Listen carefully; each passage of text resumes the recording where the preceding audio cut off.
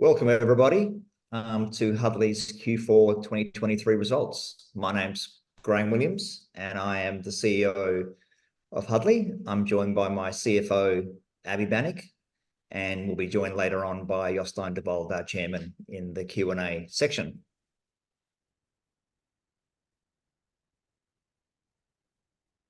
So the key highlights of Q4, we had revenue of 44 million NOK and a gross margin of 38%. The gross margin was impacted by some other factors, so Abby will talk about that later on in his section. Actual revenue for the year was 211 million NOK, which was in our guidance of 200-250, and our gross margin was 48%, which was in our guidance of approximately 50%. Market traction for Huddly's technology has been great. As some of you are probably aware, Huddly Crew was certified for Microsoft Teams. We've also deployed more than 300 Huddly Crew early adopter kits through the second half of 2023, and this will enable future scale and revenue. And Huddly was qualified as an approved direct vendor to Lenovo, and this was an incredibly thorough process, as you might imagine, throughout the second half of 2023, and speaks to our underlying manufacturing quality and processes. We significantly improved our cash position with a successful private placement and a subsequent offering, and the cash balance at the end of December last year was 164 million.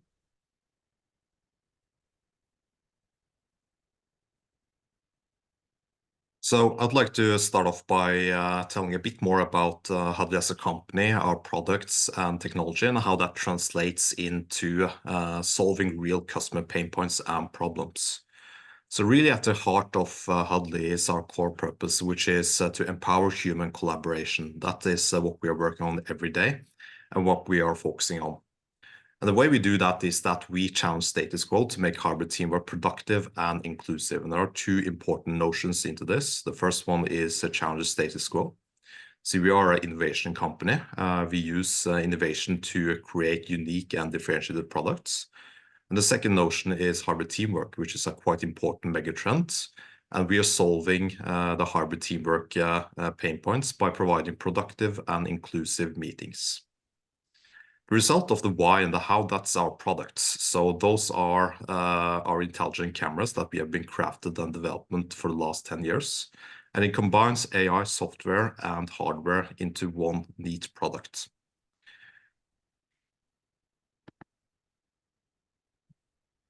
Going on, I'd also like to talk a bit more about our technology and how it solves hybrid collaboration pain points. So in hybrid teamwork, there are several pain points, and research shows that approximately 2 to 3 times a week, people usually work at the office or from the home. So it creates a whole new set of challenges with regards to having collaborative meetings, and we need to have technology that actually solve those pain points. And typical pain points that are typically not being productive and not feeling included into those meetings. So our high AI technology, such as our AI director, captures verbal communication and nonverbal cues and creates a lot more engaging and productive meeting. So in this example here, you can see some of the shots provided by Huddly Crew with the Huddly AI director. It is a 3-camera system in this case, and here you can see different shots and different angles capturing verbal and nonverbal language. And most of the competitors, they are providing just speaker and verbal communication. But with Huddly Crew, it also captures nonverbal communication, which is about 60 to 70% of human communication. This is all powered by a unique combination of technology capabilities. And this is where we create our competitive advantage and barriers to entry. Our technology platform is built by 4 pieces, and each of these are equally important, and we need to have all of these in order to enable our results and benefits that's described in the previous slide. So the first element, that is image quality and processing. That is the heart and the infrastructure of all of the image processing, and it captures every detail in a meeting. The second part is network devices. We are connecting several cameras and making them work together as a crew, almost like in a TV show. The third part is the layer on top, which is the AI and machine learning. So you have to have image quality and processing. You have to have network devices in order to do what we are doing. So the AI and machine learning on top, it understands human communication and context, just like in a TV show. Wrapped around this, we have UX and design, and we are quite proud of our Nordic heritage and providing a human design. And we have received several awards for excellent design. So this is our technology stack and capabilities, and the result and the benefit from this technology stack is that we are creating engaging video meetings edited in real time to seamlessly capture all participants, both verbal and non-verbal communication. We are at the cusp of defining a new category of products within the video collaboration space. So we are shaping a new category with Huddly Crew. Historically, we've been in market for 10 years and been developing products that have challenged status quo. So we started off with IQ and intelligent cameras. We have built in the AI from our first products. And now we are combining these products into a networked system. And Huddly Crew, with the shipment in last year, is defining this new category. So what we're basically doing is that we are leveraging Huddly's extensive experience in the field, and we have done that ever since 2013 when we were founded. And I'll leave the word back to you, Graham, to talk a bit more about our push and commercialization efforts. Sure. So thank you for that, Abby. So as some of you may be aware, IAC is held in Barcelona in January, was the world's largest business-to-business event for AV and systems integration industry. It was a huge event. Huddly, we did some co-marketing there with a demonstration, as you can see in the picture there. That was the room we set up to demonstrate the Huddly Crew live. And we did that with a go-to-market push with Crestron and Shaw. So we had over 800 attendees, individual attendees, participate in 45-minute demonstrations through the course of the event, showcasing Huddly Crew and our different camera modes. So we've now got two different AI modes, conversation mode and speaker mode, which the AI director then accesses for different experiences. So this was just an outstanding event and beyond what we were expecting. So the team did a fantastic job and we were very happy with it. So the other highlight for us in the quarter was getting Microsoft certification for Huddly Crew, which was a significant achievement. So basically what that means now is Huddly Crew is certified for Microsoft Teams as a multi-camera system for the medium and large meeting room spaces. And as many of you are aware, Microsoft Teams is the leading collaboration platform. And this certification is a purchasing criteria for corporate buyers, which gives them confidence the technology is going to work well with the Teams platform. And this really strengthens our continued rollout of the Huddly Crew product as we push forward. So this is a great achievement and a great job by everybody at Huddly involved in this. So as you're also aware, we announced a strategic review back in Q3 23 after receiving interest from a global industrial player. Subsequent to this, we received more interest. And this process is ongoing, and then an update will be provided at an appropriate time. The board of directors is being assisted on this process by Sansa Advisors. So let's just talk about our 4 key focuses at Huddly, what we're very focused on doing. So number 1 is around technology, and this is something you'll consistently hear us talk about. We continue to invest in technology. We've done a lot of good work last year with our team. They're executing extremely well. They're very focused. We've got a very good product roadmap. So this is something which is going very well at Huddly. Our second priority is around revenue, so increasing our revenue through our channel sales and our strategic partners. We did achieve in 2023 the mix of these two that we were looking for, but clearly we need to increase our revenue base, and this as CEO will be my core focus through 2024. Gross margin, we hit the 50% roughly we're looking for, so we'll work hard throughout this year to maintain that. And we'll also maintain our cost base, which we have brought down, and is where we need it to be. So we will maintain that cost base, and we'll be very focused on not jeopardizing long-term growth opportunities.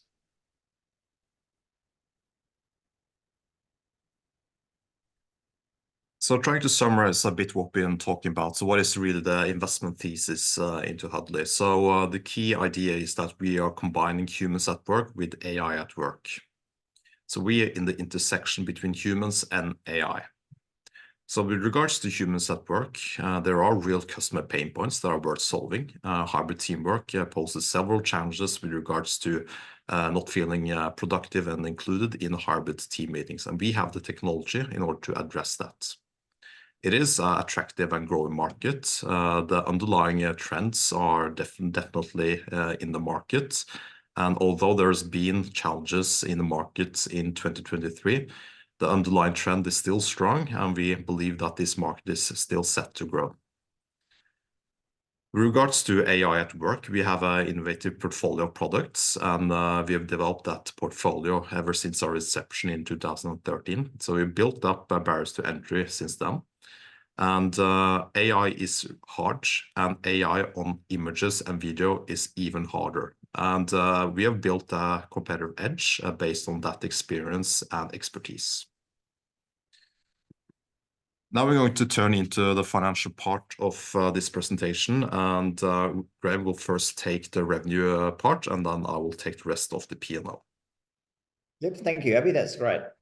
So revenue for the quarter was 44 million NOK, resulting in a 24% decline compared to 2023, Q3 2023.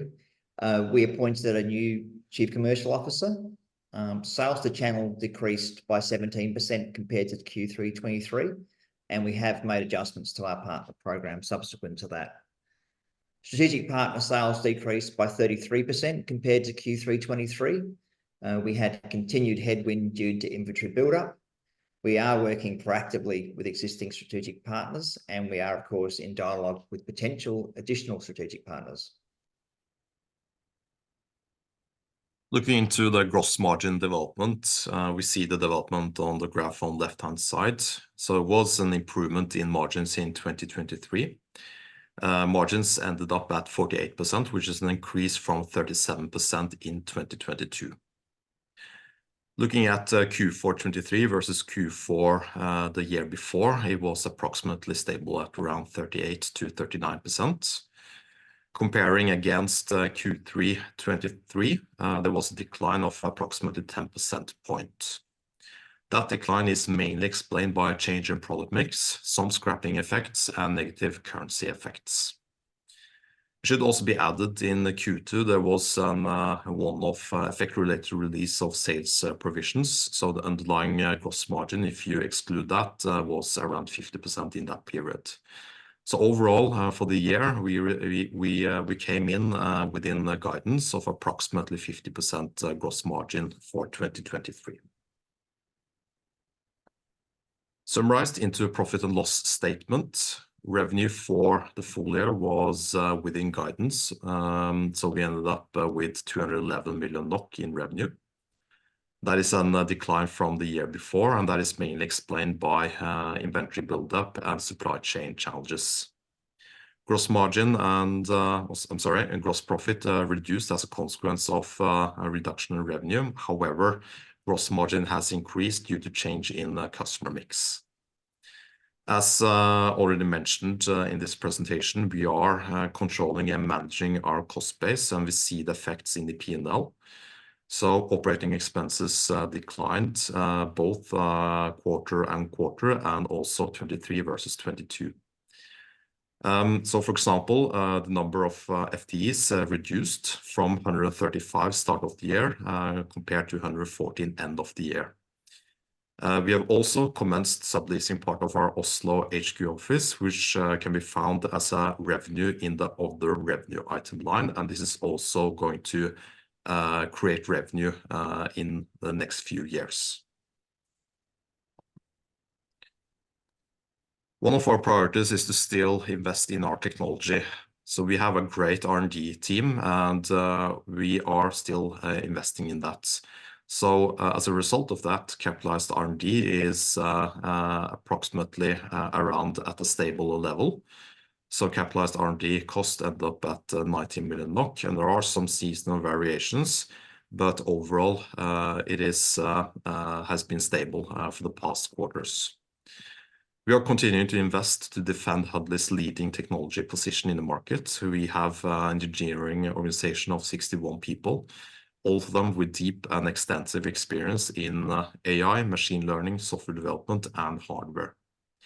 This is really fundamental in order for us to succeed with monetizing of the innovative software solutions. And it's also crucial to build strategic value around the company and to establish a robust margin position. Looking at the balance sheet, cash flow end of the year was 164 million NOK, which is a significant improvement from Q3 end. That is mainly explained by a capital raise, which was conducted in November and December last year. So cash flow from finance activities increased by 133 million NOK, which is mainly reflected by the private placement and proceeds from loan facility. The operational cash flow was 25 million NOK down, and cash flow from investments, as explained in the previous slide, was minus 19 million NOK. As mentioned, we had a successful private placement and a subsequent repair offering, and in total we raised 160 million NOK. So the previous slide that included only the private placement. So we also added in another 30 million NOK in our balance sheet post Q4. In the private placement, we received strong support from existing shareholders, and it was oversubscribed, and the net proceeds will be used for strengthening go-to-market partnerships, continued investment in R&D, and for general corporate purposes and working capital requirements. So that concludes the financial part of the presentation, and I'll leave the word back to you, Graham. Thank you. All right. So let's just talk about and recap the outlook and key priorities. So as I said earlier, we just continue to execute on the strategy, continue to lead with technology innovation. As I said before, that's what we're doing this year. Increase revenue through strengthening strategic partnerships and channel sales. As CEO, that'll be my key focus. Maintain gross margin and maintain costs. So really, we'll be repeating what we did last year. 3 of these are roughly where we need them to be, and revenue is something which we're very focused on improving. So with the financial outlook, over the years, Huddly has had a proven ability to generate cash, and we expect to return to that. And we expect that our cost base to remain stable to meet future demand and continued product development. We're not looking to increase that as we move forward. Financial guiding, we do expect revenue growth in 2024 versus 2023. We do expect gross margin to be around 50%, and we do expect to reach positive cash flow within 2025, but we do maintain the ambition of achieving that in Q4 2024.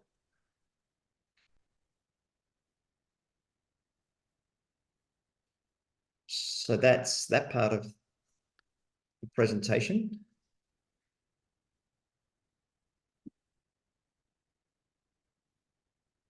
So now we'll open up to questions if there are any.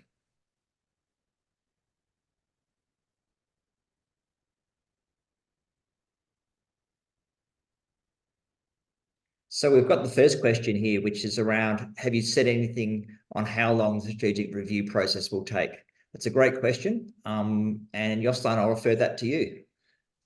Thank you, Graham. Such strategic review processes, it's quite hard to estimate how long it will take. It's of course still ongoing, and our sort of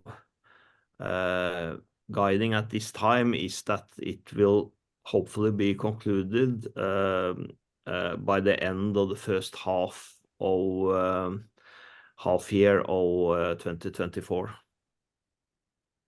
Thank you, Jostein. Okay, so I don't know, is there any other questions at all? Nothing else has come in? Oh, there's a whole bunch of questions now. Okay. All right, let's have a look at these. So we'll just take them in order. Q4 is usually your strongest quarter in terms of revenues. For 2023, Q4 was weakened. You expect increased revenues for 2024. Please elaborate.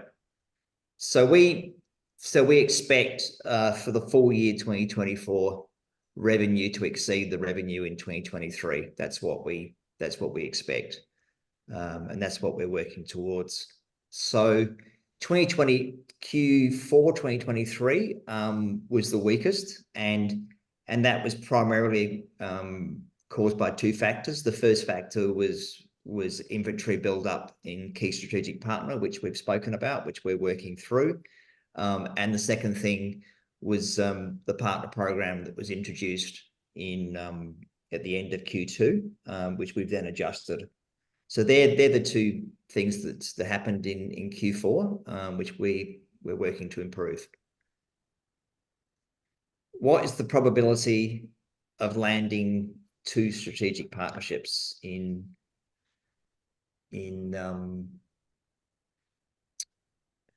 the probability? That's a good question. It's something we work on all the time, and we are in active dialogue.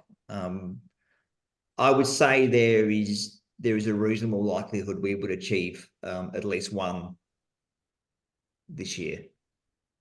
That's my expectation as I sit here today, but that's a dynamic process and it's ongoing. With increasing, there's another question here, with increasing competition and demand for affordable huddle room solution, how is Huddly planning to compete in this space? So that's another great question, and it's quite a long answer. So Huddly, as you can see, we invest in our technology a lot, and our technology is based on artificial intelligence, and that solution's being led by the multi-camera solution. So we're in quite a different segment of the market, and we're seeing quite differently. Even though you will see other people talking about multi-camera solutions, our solution is quite different. It's a fully networked solution, so we're very differentiated, and that's where we've worked very hard over a number of years now to be. So we're not going to chase down to the bottom, and you won't see Huddly bringing, you know, sub $1,000 solutions, room solutions to market. So we are highly differentiated, and we're in a different space, and that's why we're getting the strategic interest, quite frankly. So that's what we're doing. So I think that's the end of the questions, unless any more pop up. There are a few other questions there as well. All right, okay. Do you want to read those out? Yeah, so there's a question here. When do you expect your partner's inventory is worked through? So that's an ongoing process, and we honestly don't know how long that's going to take.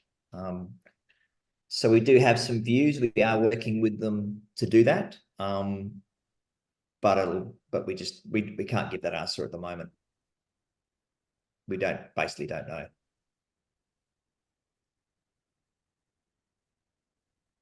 Yeah, and there are other questions there as well. There's, is it price or product that is the main challenge or something else? Please elaborate.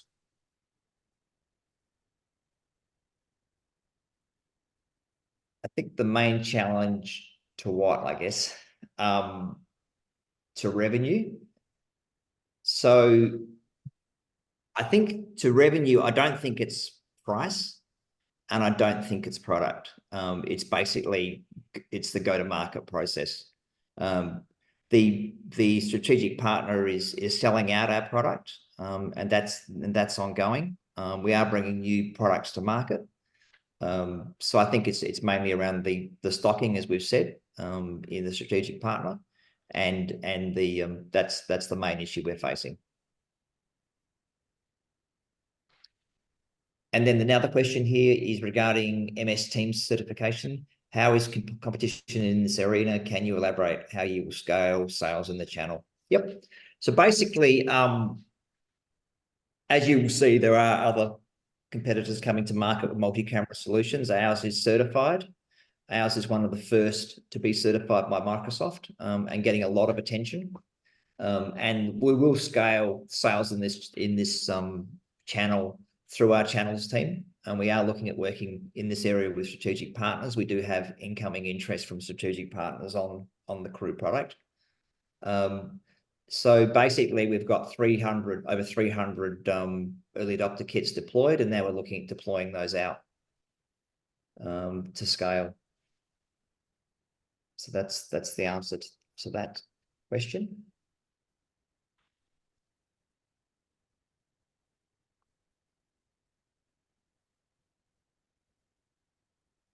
I think that was all the questions this time, Abby? Yeah.